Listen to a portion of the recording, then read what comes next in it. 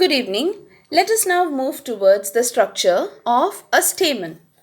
Stamen, it's also called as the male reproductive part, and all the stamens together are referred as androecium.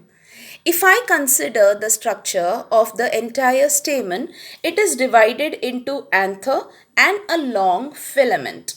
Okay, the anther is a bilobed structure. That means it has two lobes or two compartments, and that's why it is called as a bilobed structure. These compartments or lobes are also called as theca, and hence the anther is also called as a dithecous anther. Anthers of all the species, or the structure of the anther of all the species of plant, is not the same. Okay, different types of anther we will be learning, okay, after doing this particular structure. Okay, there is a long filament.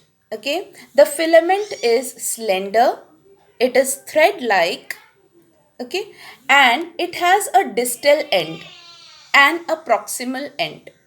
The distal end of the filament is attached to the anther. Proximal end of a filament is either attached to thalamus or petal. Okay. So this is the entire structure of the male reproductive part or the stamen.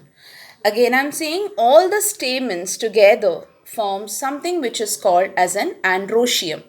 If I consider the structure of the stamen is divided into anther and filament. The anther is a bilobed structure, means it has two lobes or two compartments or two thecas. Okay, hence it is called as bilobed anther or dithecous anther. A long filament. The filament is long, slender, thread-like structure which possess a distal end and a proximal end.